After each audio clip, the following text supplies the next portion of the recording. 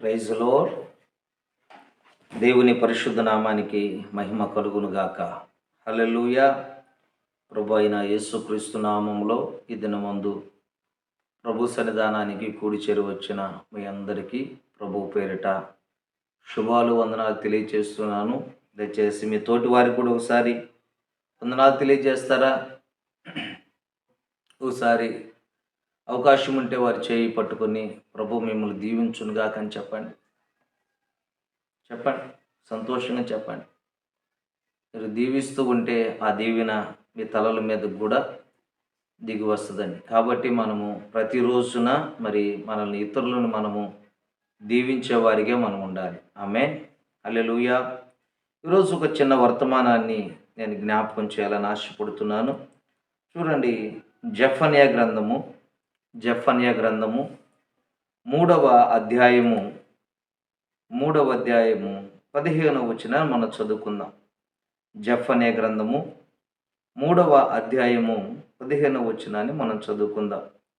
తాను మీకు విధించిన శిక్షను యెహోవా కొట్టివేసి ఉన్నాడు, మీ శత్రువులను ఆయన వెళ్ళగొట్టి ఉన్నాడు. ఇశ్రాయేలుకు రాజైన యెహోవా మీ మధ్య ఉన్నాడు, ఇక మీదట మీకు అపాయము సంభవించదు అన్నాడు. దేవునికి మహిమ కలుగును గాక. ఇక్కడ జెఫన్యా ప్రవక్త చేత దేవుడు తెలియచేస్తున్న మాట ఏంటంటే, తాను మీకు విధించినటువంటి శిక్షనంట యెహోవా కొట్టివేసి ఉన్నాడు. హల్లెలూయా. ఆయన మీ యొక్క శిక్షను కొట్టివేసేటువంటి వాడై ఉన్నాడు. మీ శత్రువులను ఆయన వెళ్ళగొట్టేటువంటి వాడై ఉన్నాడు. ఇజ్రాయేలుకు రాజైన యెహోవా మీ మధ్య ఉన్నాడు గనక ఇక మీదట మీకు అపాయము సంభవింపదు. ఆమేన్. మనం ఆరాధించేటువంటి ప్రభు ఎవరంటే, మన శత్రువులను మన ఎదుటి నుంచి వెళ్ళగొట్టేటువంటి దేవుడు. మరి మన జీవితాల్లో దేవుడు క్షేమాన్ని కలుగు చేయడానికి మన మధ్యలో నివాసము చేసేటువంటి దేవుడు. పరలోకములో దూతలతో కలిసి నివాసము చేసేటువంటి ప్రభువు మరి మనుషుల మధ్యన నివాసము చేయడానికి ఇష్టపడుతున్నటువంటి సందర్భాలు మనకు కనబడతాయి.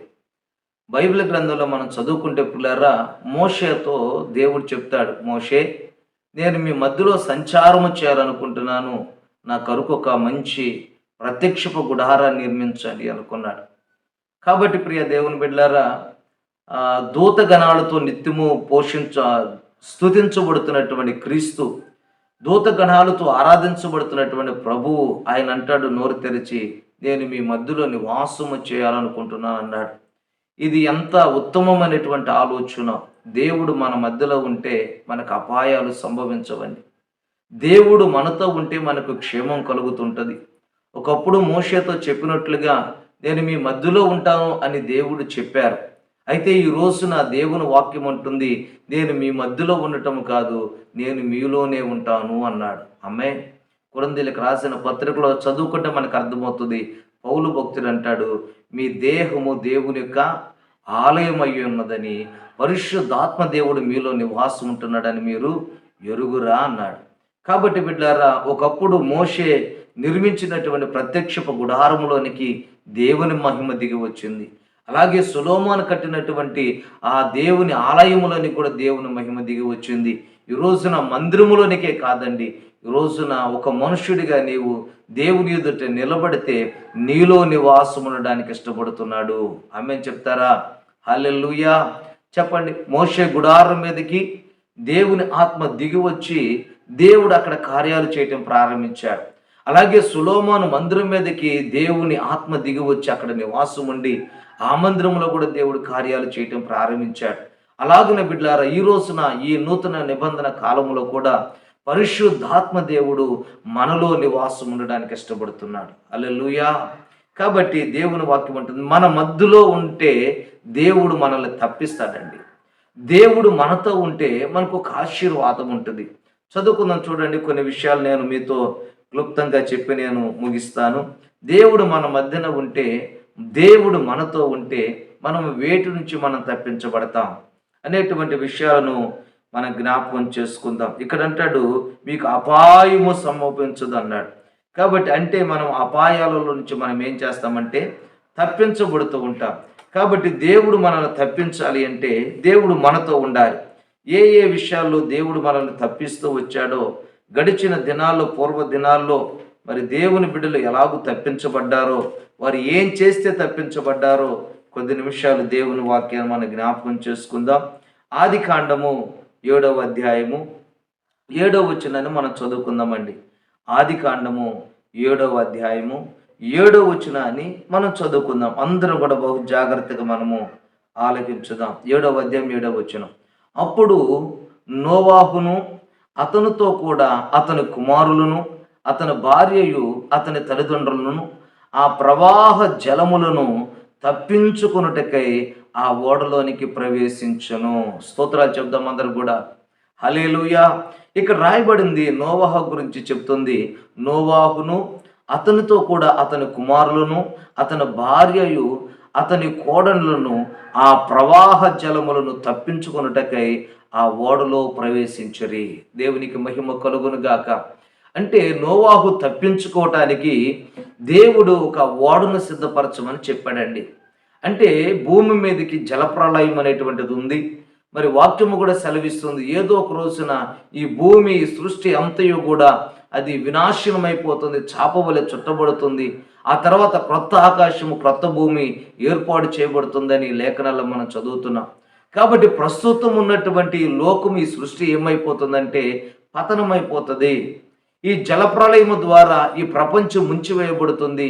ఈ జలప్రళయం ద్వారా భూమి మీద ఉన్నటువంటి జీవరాశులన్నీ కూడా మరి పాడైపోతున్నాయి, నాశనం అయిపోతున్నాయి, మరణం కాబోతున్నాయని నోవాహుకి దేవుని వాక్కు ద్వారా తెలియచేయబడితే ఆ నోవాహు ఏం చేశారు అంటే బిడ్డలారా, తను కాపాడబడటానికి, తనను రక్షించుకోవడానికి, తన కుటుంబాన్ని కూడా కాపాడుకోవటానికి ఒక రక్షణ ఓడను సిద్ధపరిచాడు అని వాక్యం సెలవిస్తుంది.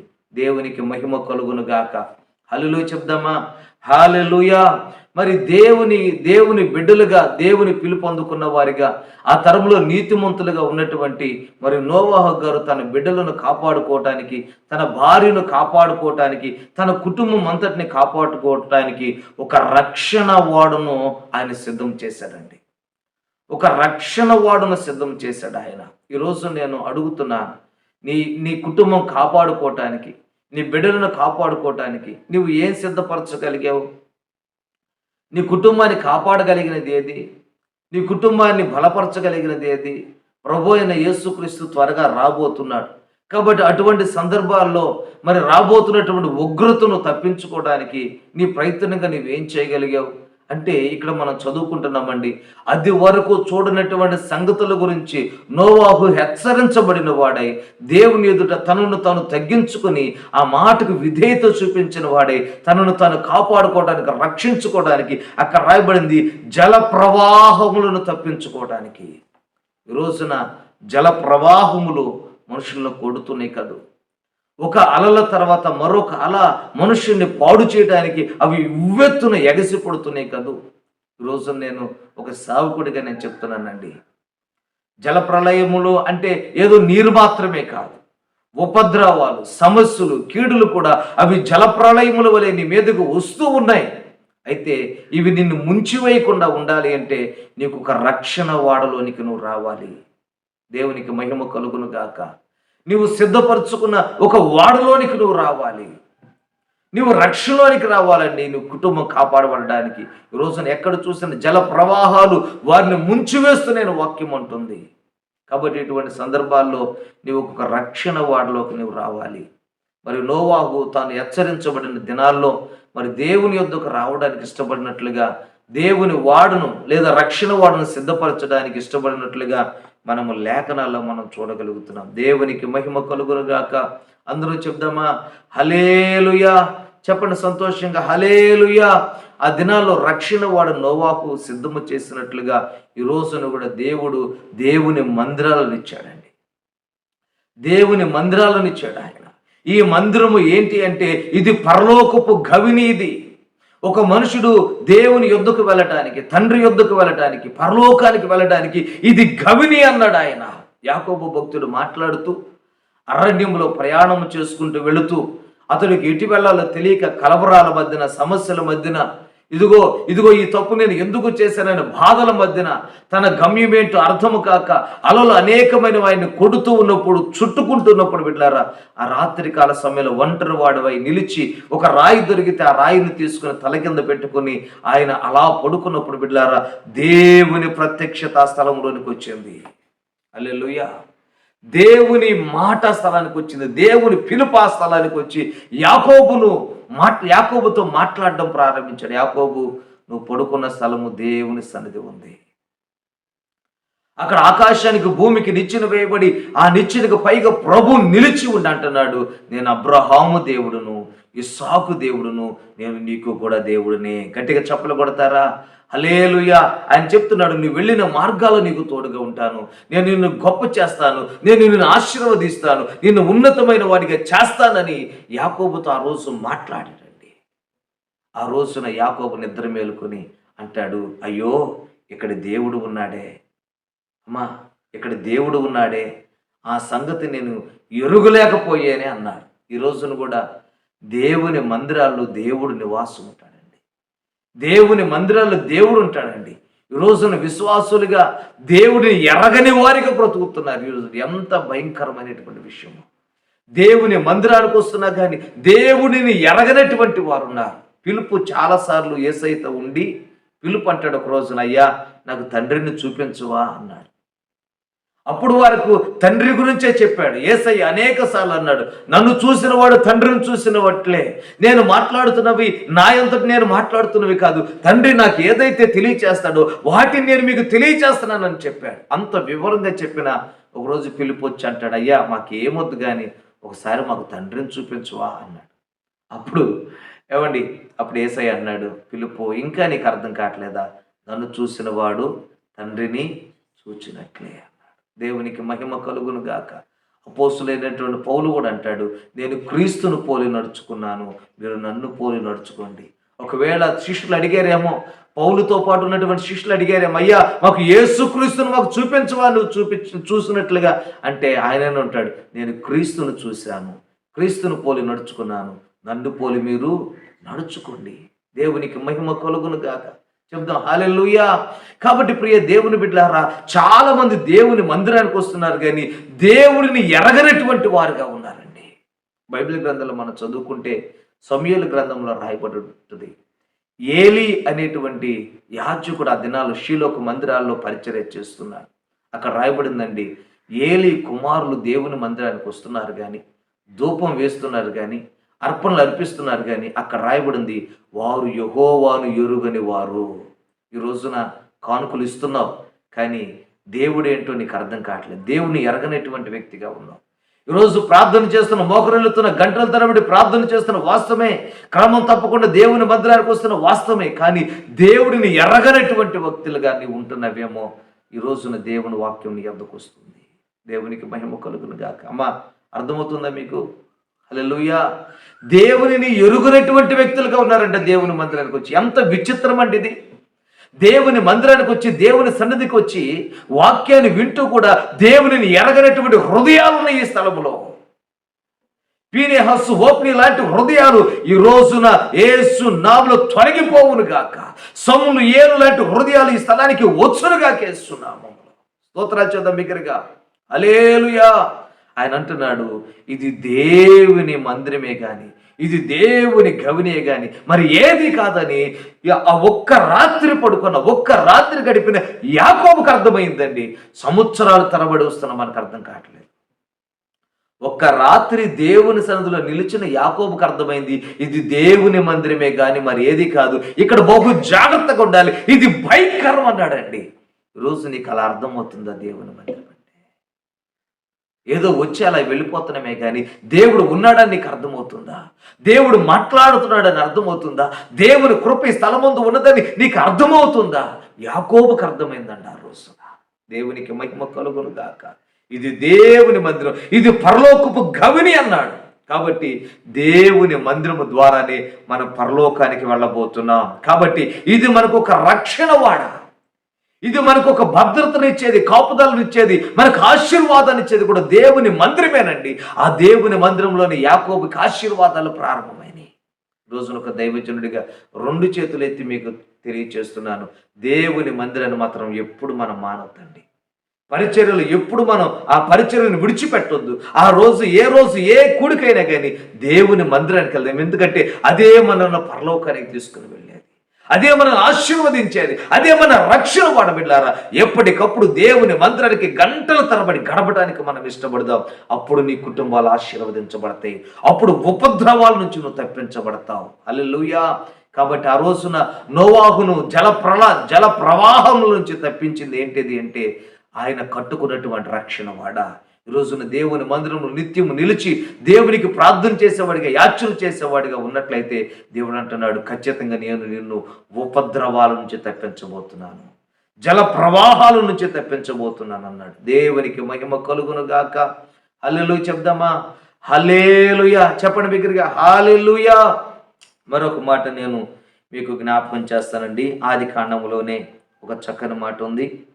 ఆది కాండము 19వ అధ్యాయము, ఆది కాండం 19వ అధ్యాయము 29వ వచనాన్ని నేను చదువుతున్నాను. మన జాగ్రత్తగా ఒకటి, మనం తప్పించబడాలి అంటే జల ప్రళయముల నుంచి నోవాహు తప్పించబడడానికి గల కారణం, నోవాహు తన జీవితంలో దేవుని మాట విని రక్షణ వాడను సిద్ధం చేసుకున్నాడు. మరొక మాట చూడండి, ఆది కాండము 19వ అధ్యాయము 29వ వచనం. దేవుడు ఆ మైదానపు పట్టణములను పాడు చేసినప్పుడు దేవుడు అబ్రహామును జ్ఞాపకం చేసుకుని లోతు కాపురమున్న పట్టణములను నాశనము చేసినప్పుడు ఆ నాశనము మధ్య లోతు నశించకుండా అతనిని తప్పించును. హల్లెలూయా. లోతు దినాల్లో కూడా అపాయం వచ్చిందండి. లోతు దినాలలో కూడా వినాశనం వచ్చింది.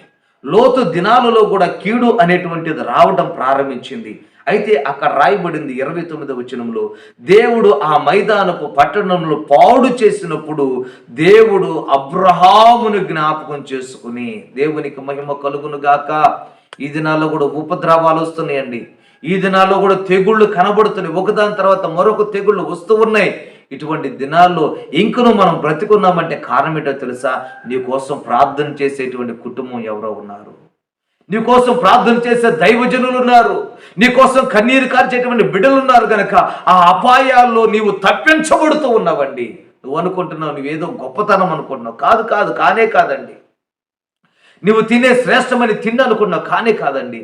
నీ కోసం కన్నీరు కార్చే దైవజనులు ఉన్నారు, నీ కోసం విలపించే విశ్వాసులు ఉన్నారండి, నీకోసం ప్రార్థన చేసే రోదన చేసేటువంటి బిడ్డలు ఉన్నారు. కనుక నేటికి కూడా మనము కాపాడబడుతున్నామంట. దేవునికి మహిమ కలుగును గాక.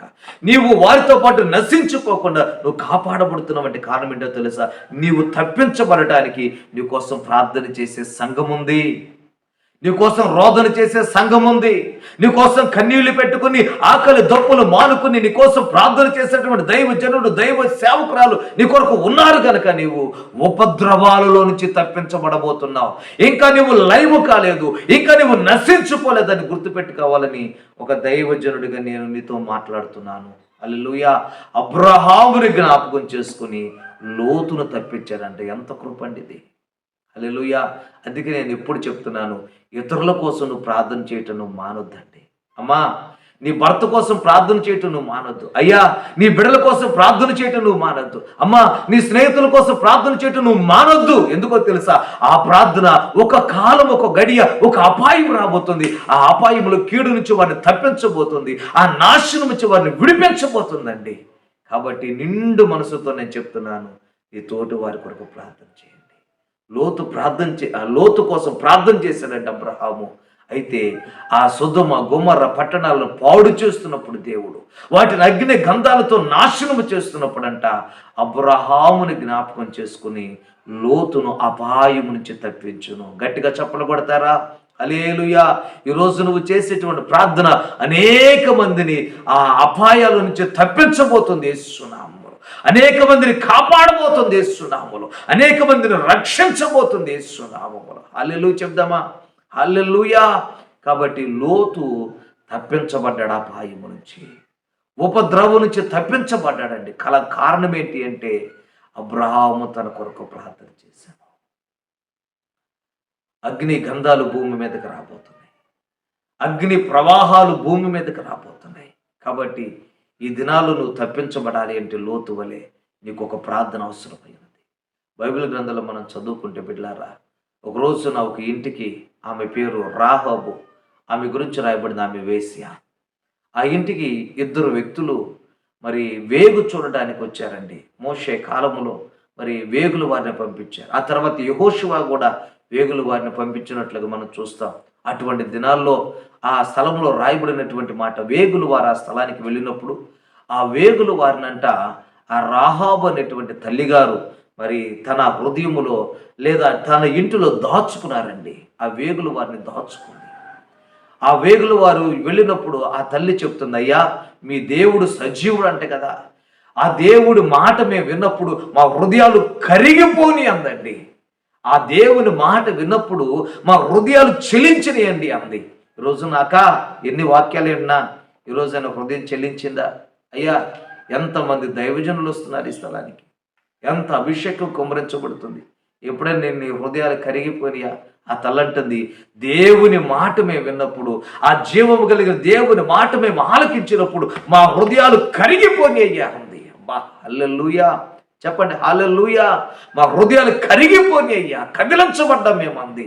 ఆ దేవుణ్ణి మేము చూడాలి, ఆ ప్రజలు మేము చూడాలని తహతహలాడుతున్నాము. ఆ కార్యాలు మేము అనుభవించాలని మేము అనుకుంటున్నామయ్యా. ఈరోజు మీరు రావటం నాకు ఆశీర్వాదం అన్నట్లుగా చెప్పింది. అయితే ఆ వేగులు వారిని దాచిందండి, భద్రము చేసి వేరొక మార్గంగా వారిని దింపేటప్పుడు, అయ్యా నేను ఈ ప్రజలతో పాటు లయము కాకుండా మీరు తప్పనిసరిగా ఈ పట్టణాన్ని మీరు పట్టుకుంటారు, ఈ పట్టణాన్ని స్వాధీనం చేసుకుంటారు, అప్పుడు నన్ను జ్ఞాపకం చేసుకోండి అయ్యా అంది. అయితే ఆ వేగులు వారు ఒక మాట చెప్పారండి, అమ్మా ఈ పట్టణస్తులతో పాటు నువ్వు నశించుకోకుండా ఉండాలి అంటే, ఈ పట్టణస్తులతో పాటు నువ్వు పాడైపోకుండా ఉండాలి అంటే, ఇదిగో ఈ ఎర్ర తగురు ద్వారము, ఈ కిటికీ కట్టు అన్నారు. ఈ కిటికీ కట్టు, ఎర్ర తగురు ద్వారం, దానిని చూసి మేము నీ కుటుంబాన్ని పాడు చేయకుండా ఉంటాము. నీ కుటుంబీకులందరిని అక్కడికి తీసుకురండి. నీ కుటుంబం అంతా ఈ ఇంటిలోనే ఉండాలి, నీ కుటుంబం అంతా ఇక్కడే ఉండాలి. ఇక్కడే ఉంటే ఆ కిటికీ కట్టిన దారము చూసి, ఎర్ర దారము చూసి నీ కుటుంబం మేము పాడు చేయమని చెప్పి వెళ్ళిపోయారండి. వారు ఎప్పుడైతే వెళ్ళారో, వెళ్ళిన వెంటనే ఆ వేగులు వారి మాట విని వారు ఎలాగని పట్టణాన్ని స్వాధీనం చేసుకుంటారని ఎర్ర తగురు ద్వారం ఆ కిటికీకి కట్టడం ప్రారంభించింది. తన ఇంటి వారందరిని బ్రతిమలాడుకుని, అన్న దమ్ములు, తల్లిదండ్రులు, బిడ్డలారు, తోబుట్టులు అందరినీ తీసుకుని వచ్చి ఆ ఇంటిలో పెట్టుకుందండి. అయ్యా మీరు ఇల్లు దాటి వెళ్ళిపోవద్దు, ఎందుకంటే ఇల్లు దాటి వెళ్ళిపోతే నేను కాపాడేవాడు ఎవరు లేడు, ఇల్లు దాటి వెళ్ళిపోతే నేను రక్షించేవాడు ఎవరు లేరు అని బిడ్డలారా తన ఇంటిలో పెట్టుకుందండి. వారిని తన ఇంటిలో పెట్టుకుని ఆ యొక్క ఇజ్రాయెల్ ప్రజల దేశానికి రావడానికి కొంత కాలం పట్టింది. అప్పుడు వరకు కూడా తన కుటుంబం అంతటిని కాపాడుకోగలిగింది. ఆ తర్వాత ఎర్ర తొగర దారాన్ని చూసి బిడ్డలారా మరి యెహోషువ అంటున్నాడు, ఆ ఇంటిని మాత్రం మీరు పాడు చేయొద్దు, నాశనము చేయొద్దు అన్నారు. ఎవరిని బట్టి అంటే ఆ దారం, ఎర్ర తొగరు దారాన్ని బట్టి ఆ కుటుంబం అంతా తప్పించబడింది. ఎరుకో పట్టణం అంతా పాడు చేయబడిన, ఆ పట్టణం అంతా కాల్చబడినా కానీ మరి రాహాబు కాపాడబడినట్లుగా మనం చూస్తున్నాం. తన ఇంటి వారందరూ కూడా రక్షించబడినట్లుగా నేను చూస్తున్నానండి. దానికి గల కారణం ఏంటో తెలుసా? ఎర్ర తొగరు దారము తన కిటికీ కట్టుకుంది. ఈ రోజున ఆ ఎర్ర తొగరు ద్వారం ఎవరో కాదండి, ప్రభు అయిన యేసుక్రీస్తు వారికి సూచనగా. ఈ రోజున ఎవరైతే యేసుక్రీస్తు రక్తం చేత కడగబడతారో, యేసుక్రీస్తు రక్తం చేత ముద్ర వేయబడతారో బిడ్డలారా, వారు మరణము నుంచి తప్పించబడబోతున్నారు. వారు నశించిపోకుండా నిత్య జీవము వారికి అనుగ్రహించబడుతుంది. ఆమె చెప్తారా? హల్లెలూయా. వారు నశించిపోకుండా నిత్య జీవాన్ని వారు అనుభవించబోతున్నారండి. నిత్య జీవాన్ని అనుభవించింది రాహాబు, తన కుటుంబం వారందరూ అనుభవించగలిగారు. దానికి కలిగిన కారణం ఏంటి అని మనం ఆలోచన చేస్తే, ఆ ఎర్ర తొగరు ద్వారం కిటికీ కట్టింది. ఆ ఎర్ర తొగరు దారం ఎవరికి సాదృశ్యం అంటే ప్రభు అయిన యేసుక్రీస్తు వారికి. ఇప్పుడు వరకు కూడా యేసుక్రీస్తుని సొంత రక్షకుడిగా అంగీకరించలేదేమో, ప్రభు అయిన యేసుక్రీస్తు యొద్దకు రాలేదేమో. ఈ కడవరి దినాల్లో నీవు నేను నశించుకోకుండా ఉన్నట్లుగా ప్రభు త్వరగా రాబోతున్నాడు. మరి ఆ జల ప్రవాహాల ద్వారా మనం ఉంచబడకుండా, లేదా సొదొమ గొమొర్రా పట్టణాలు అగ్ని చేత కాల్చబడ్డవి ఉన్నాయి కాబట్టి అలా కాల్చబడకుండా ఉండాలి అంటే యేసుక్రీస్తు రక్తం చేత మనము కడగబడి ఆయన సంఘములో చేర్చబడుదుము గాక. అవునయ్యా, ఆ క్రీస్తు నాకు కావాలి అన్నట్లయితే, రాహాబు ఎలాగైతే రక్షించబడిందో అలా నువ్వు రక్షించబడాలి అంటే, నోవాహు ఎలాగైతే రక్షించబడాలో అలా నీవు రక్షించబడాలి అంటే, ప్రభు యొద్దకు మనము వద్దామండి. ప్రభు పాదాలు పట్టుకుందాం. నీవు నీ కుటుంబం రక్షించబడుతుంది. అటువంటి కృప దేవుడు నీకు కలుగు చేయును గాక. ఆమెను అందరూ తలలు ఉంచుకుందామా? అందరూ నీళ్ళు మోకాళ్ళ మీదకి వచ్చేద్దామండి. రావాలి, అందరూ నీళ్ళు మోకాళ్ళ మీదకి రావాలి. రాహాబు దేవుని మాట విని తన హృదయం కరిగిపోతే, ఎన్ని రోజులు బట్టి దేవుని మందిరానికి వస్తున్నావు తమ్ముడా? అన్నా, ఎన్ని ఎన్ని సంవత్సరాలు బట్టి దేవుని మందిరానికి వస్తున్నావు? ఈ రోజున నీ హృదయం కదిలిందా? అయ్యా, ఇదిగో 120 సంవత్సరాల సువార్త ప్రకటిస్తే నోవాహు కుటుంబం తప్ప ఎవరు ఆ వాడలోకి ప్రవేశించలేదు. ఎన్ని సంవత్సరాలు వచ్చి వాక్యం వింటున్నావు? నీ వాడ ఉందా? నీకు వాడ సిద్ధం చేసుకున్నావా? ఆ వాడ దేవుని మందిరం అండి. 120 సంవత్సరాలు ప్రకటించిన వాడలోనికి ఎవరో రావడానికి ఇష్టపడలేదు, నిరాకరించారు. ఈరోజు నిరాకరిస్తున్నావా? ఎన్నో సంవత్సరాల నుంచి దేవుని మందిరం మన మధ్యలో ఉంది. ఎన్ని సంవత్సరాలు బట్టి దేవుని మందిరాన్ని నిర్లక్ష్యం చేస్తున్నావా? అయితే దేవుడు నీతో మాట్లాడుతున్నాడు. ఇకనైనా దేవుని మందిరానికి నువ్వు రాగలిగితే, రాహాబు హృదయం ఎలాగైతే చెలించి వేసిందో అలాగున దేవుని మందిరంలో నిన్ను నువ్వు తగ్గించుకుని దేవుని మాటకు లోబడగలిగితే దేవుడు నిన్ను ఆశీర్వదించబోతున్నాడు. మహాపరిశుద్ధుడా, ప్రేమ కలిగిన తండ్రి, సర్వాధికారి ఒక దేవా, నీకు వందనాలు. ఈ దినమందున అయ్యా, నీ సన్నిధానానికి కూడి చేరి వచ్చిన బిడ్డలందరినీ మీరు జ్ఞాపకం చేసుకునండి. నీ కృప వారి మీద కుమ్మరింప చేయమని ప్రార్థన చేస్తున్నా. నీ సన్నిధి కాంతి వారి పైన ఉదయింప చేయమని ప్రార్థన చేస్తున్నాను. ప్రభువానికి స్తోత్రాలు. వారికి ఉన్న కీడు నుంచి వారిని తప్పించండి, నష్టాల నుంచి తప్పించండి. రక్షణ లేని వారికి రక్షణలోకి నడిపించబడుదురు గాక. ఈ ప్రాంతం అంతా రక్షించబడును గాక. మా దేశమంతా రక్షించబడును గాక. యేసు నామములో నాయన, ప్రతి బిడ్డ కొరకు మీరు రక్తపు బొట్టులు కార్చారు. ఆ రక్తము చేత శుద్ధీకరించబడుదురు గాక. ఇదిని మొదలు కూడి చేరు వచ్చిన బిడ్డలందరినీ మీరు ఆశీర్వదించండి. వారి పనుల్లో తోడై ఉన్నారు. యేసు నామములో అడిగి పొంది ఉన్నాము తండ్రి. ఆమేన్. హల్లెలూయా చెప్దాం. హల్లెలూయా. అందరికీ వందనాలు. ప్రభు దీవించునుగా.